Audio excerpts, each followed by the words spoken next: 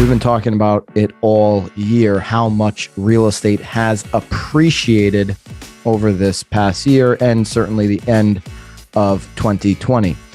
Nationally, we're about 20% sales price appreciation. Okay, here in Connecticut, the last 12 months, the last 12 rolling, we're up 15% on single family homes. Okay, so that would be November or December 1 through November 30th. Okay, December 1 through November 30th of this year, we're up 15% on median sale price for single family homes. Okay, so that 12-month median sale price is $345,000 right now. It's been on a hockey stick up ever since June of 2020. But we're getting into, the deals that are going under contract right now are going to reflect 2022 numbers, right? So if a buyer and a seller are coming into an agreement on a purchase contract right now, 99% of those deals, there'll be a few cash deals that might close within the next few weeks, but 99% of these deals are likely going to close in 2022, those that don't fall apart, of course.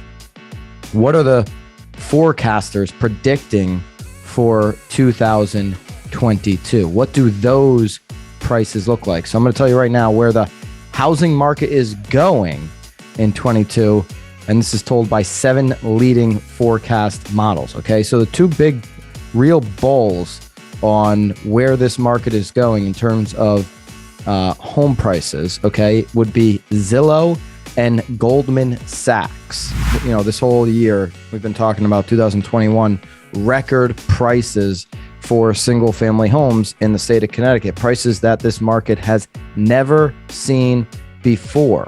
Well, in January of 2021, we hit a record low months of supply at 2.1 months of supply. That means it would take 2.1 months, right? So let's just call it 2 months of single family homes selling to sell out all of the inventory. Okay. So if no other homes came on the market, it would basically take 2.1 months to sell out the current single family home inventory. That was in January 2021, this year. Okay. A normal market here is 6 months. I believe Redfin puts it nationally at 5 months, but Connecticut, you're closer to 6 months for sure. So a normal market being 6 months, meaning that's neutral. Buyers don't have the advantage. Sellers don't have the advantage. The market's operating pretty even on both ends. And we were living in a whole bunch of years, obviously, from, to even 2007, even 2006. That's what's weird about that. When that price was growing, we had tons of inventory. Everybody was selling. But from 2006 all the way until basically 2016, 17, we were well above a normal market. We had more months of supply than 6, so we were in a buyer's market all those years. If you had your home on the market during those 10 years, you know what I'm talking about. And then we got really normalized by 2016, 17, all the way until 2020, and it started really kind of dropping down into a seller's market when COVID hit. That accelerated that down, of course. And the beginning of this year, we had 2.1 in January months of supply. February, we hit an all-time low of 2 months of supply. And we know what happened in the spring. This spring, we saw so many multiple offer situations. We saw so many homes that would get listed and get bid up in price because there was 20, 25, 30 showings in the first 24 hours. And there was tens and tens and tens of offers coming in on these properties. Sometimes people couldn't get into the house to see it, and they were sending in offers sight unseen. And that's because when you get that low, 2 months of supply, and you have all this demand of people that want to buy homes, you have the biggest buyer demographic buying homes at scale, the millennial buyers buying homes, you're going to have prices go up, right? When money's cheap, you've got tons and tons of buyers and you've got no supply, prices are going to shoot through the roof. That's what happened this spring when we hit that record low in February of supply at 2 months. Okay. Then we started to finally see, sellers like, whoa, they're recognizing the opportunity. And there was a lot of people listing their homes. So we started to see this supply come back on. Since September, the inventory levels have been going down. You've got a couple things going on here. You still have a lot of demand and people buying homes. Then you've got people that, seasonally will take their house on the market, off the market. The closer you get to the holidays every year in Connecticut, people will take their home off the market. Okay.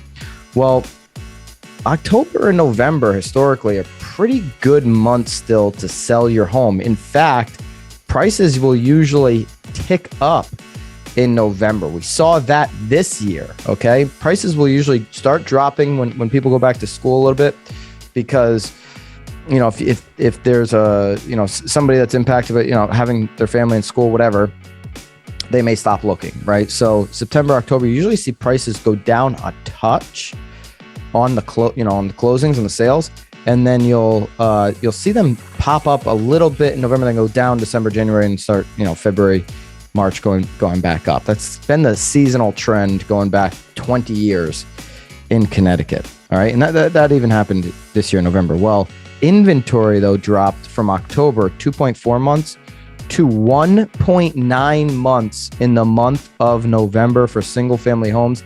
That's lower than any month in COVID. That's lower than that January, February record low of this year, where we saw prices go crazy bananas in the spring.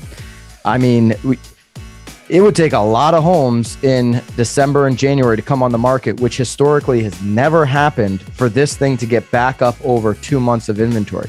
So we're going to be starting a spring market at best case, the same place we started it last year, 2 months of inventory, or this year in 21. Best case, we're going to see this thing start at 2 months of inventory. Interest rates are not looking like they're going to be much higher, if at all, in the start of this spring market than they were last spring. Government-backed loans, you can now spend, by just putting 3.5% down, an extra $100,000 more into that loan borrowing than you could have in 2021.